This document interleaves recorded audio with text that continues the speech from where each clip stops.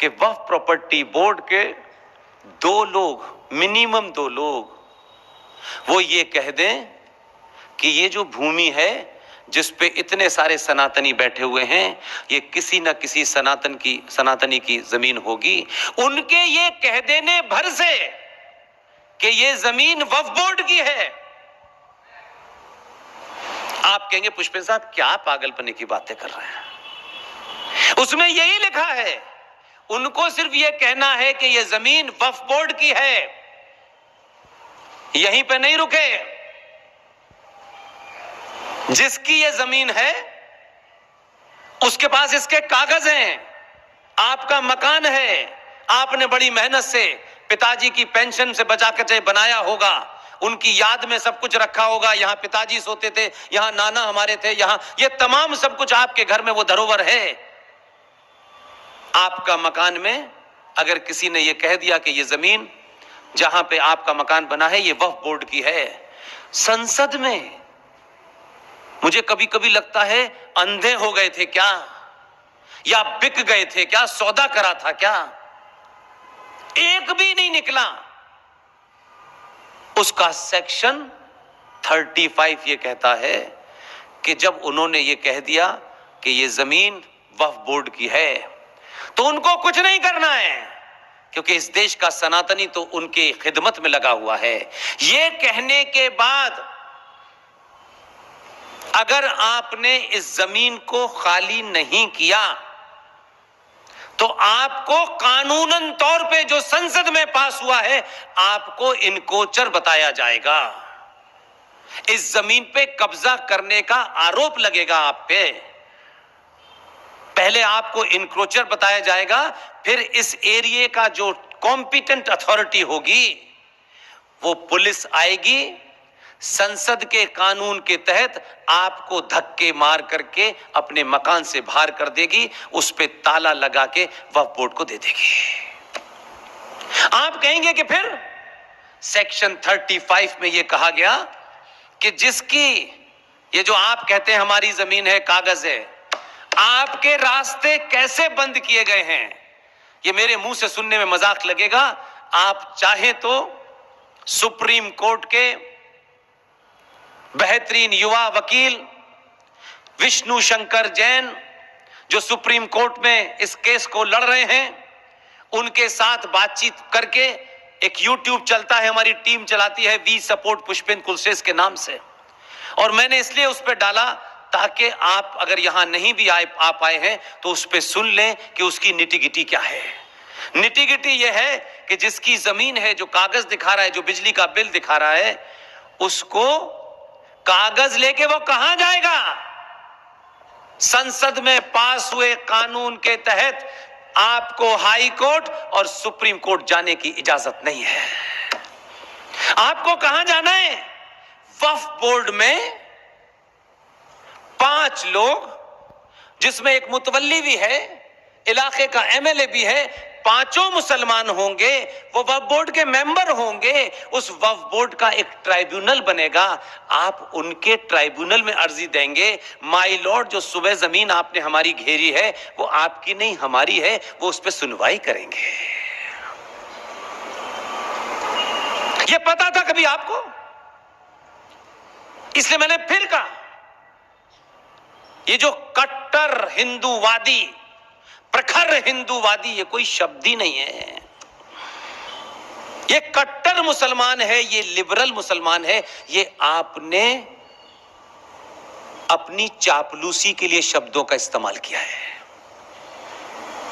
जो सच को सच कह रहा है, चिल्ला के कह रहा है, आपको नहीं अच्छा लग रहा, ये आपका संकट है। उसके अंदर सबसे पहला काम उस शत्रु ने, जैसे ही ये 1995 में सिर्फ पास हुआ, अमेंडमेंट हुआ, इमीडिएटली, देर नहीं करते, हमारे यहां तो 500 साल तक सोते रहे, अच्छा ये कानून बन गया है, उन्होंने कहा इनको सोने दो, क्योंकि आपको तो 2 रुपए किलो चावल और 2 महीने की बिजली का बिल माफ कर दो, आप किसी को वोट दे देते हो। आप इतने सस्ते में बिकते हो मेरे भाई, कम से कम बिको तो कीमत तो ऐसी लगाओ कि दुनिया में कोई दे ना सके। आप तो इसमें मस्त है, पेट्रोल क्यों बढ़ गया, आटे की कीमत क्यों हो गई, हमारी सड़क ठीक नहीं है, मेरे बेटों को नौकरी नहीं मिल रही है, हमारी जाति के 2 मंत्री नहीं बने। आप लड़िए, आपके एजेंडे तो कुछ और हैं। इसलिए सबसे पहले शत्रु भी अगर है और ईमानदार है, उसने अपने किसी एजेंडे को छुपाया नहीं। जैसे ही 95 में यह अमेंडमेंट हुआ, धड़ से उन्होंने, जो सनातनी हिंदू अपने 25 साल के बेटे और 24 साल की बेटी की शादी करने के बाद उन्हें लगता है कि बेटे बेटी की शादी हो गई है तो इन्हें कहीं बाहर जाना चाहिए जहां से इन्हें प्यार करने की प्रेरणा मिले। सबसे पहले वो जो प्यार की निशानी बताई जा रही है, जिसे इतिहास बताता है, वो तकलीफ की निशानी है। उसमें जाकर के बैठते हैं। उन लोगों ने सबसे पहला क्लेम ताजमहल पे किया। आज ताजमहल आपके पास नहीं है। वो छोटा मोटा काम नहीं करते, छुपा छुपू के नहीं करते, खुल्लम खुल्ला करते हैं। तब भी आप नहीं जाने 95 से किसी ने ये मुद्दा उठाया, आज भी कोई उठाता है। इसलिए भारत भूमि का सौदा संसद में हो चुका है। आप, हो सकता है आपको ये गलत फहमी हो, आप एमएलए थे, एमपी थे, पुलिस डरेगी। इस कानून को जब तक संसद पूर्ण बहुमत से नहीं पलटती, तब तक भी आधे से ज्यादा जमीन जा चुकी है। देश के सबसे धनाढ्य आदमी का मुंबई में मकान वक्फ प्रॉपर्टी ने क्लेम कर दिया है। कुछ नहीं कर रहे आप यहां से भागते हैं वहां, वहां से भागते हैं यहां। तो उस वक्त से लेकर के आज आप कुछ कुछ खबरें सुन रहे हैं। उन खबरों में कभी सुनते हैं कि 2000 साल पुराना हमारा मंदिर साउथ में, और 1400 साल पहले वो किताब आई आसमान से, उसके मानने वाले कहते हैं कि ये तो वक्फ बोर्ड की जमीन पे बना है। 2000 साल पुरानी वो जमीन है, मंदिर है, और वो 1400 साल पहले इस्लाम आया और 1995 में बना। वो कहते हैं ये तो वक्फ बोर्ड की जमीन पे बना है, वक्फ कल परसों पैदा हुआ। उन्होंने उस पर भी क्लेम कर दिया है। भारत की टोटल भूमि, ये मैं नहीं कह रहा, ये आंध्र प्रदेश के जज साहब ने अपने ऑब्जर्वेशन में कहा है, वहां के हाई कोर्ट के जज ने कहा है, ये मैं नहीं कह रहा। ये जो भूमि, जो आपको लगता है पीछे भी बाग है, आगे भी बाग है, महंगे महंगे पेड़ आपके यहां रखे हुए हैं, बड़ा बड़ा महंगा फर्नीचर रखा हुआ है, अंदाजा नहीं है इसका आपको। ये स्थिति हो गई है कि आंध्र प्रदेश के हाई कोर्ट के जज ने जब ये ऑब्जर्वेशन दिया, तो सनातनी हिंदू से क्या लेना देना है आंध्र प्रदेश में, सुने ही नहीं। उन्होंने कहा है ये भारत की जो टोटल भूमि है, उस टोटल भूमि में सबसे बड़ा जो हिस्सा है वो रेलवे के पास है। उसके बाद जो भूमि है वो डिफेंस के पास है।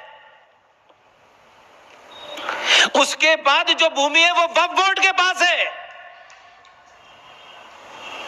और वक्फ बोर्ड अलग और 15 करोड़ अलग। आप चौथे और 5वें स्थान पे नहीं है, लेकिन भारत माता की जय आप लगाते हैं, इसलिए कि झूठ चारों तरफ फैलाया हुआ है। बंधुआ मजदूर बने रहो, बर भारत माता की जय कहते रहो। सच बोलोगे तो बाप रे बाप, कितनी नाराजगी है। कहीं कोटा में विरोध हो रहा है, नहीं, इनको नहीं बुलाना है, इनको मत बुलाना है, ये देश का माहौल बिगाड़ रहे हैं। मेरा दावा है कि अगर मेरा कन्विक्शन है तो मैं हर मंच से कहता हूं, मरते दम तक पूरे देश का माहौल बिगाड़ के मरूंगा। अगर इसी से आप जागृत होते हैं, क्योंकि मैं कभी आपके दरवाजे पे वोट मांगने नहीं आऊंगा। कानून 1995 में उसमें जो अमेंडमेंट हुआ 2013 में संसद की मोहर लगी। आप में से कितने लोग हैं जिसको इसके बारे में 1% भी पता है? जरा हाथ उठाइएगा।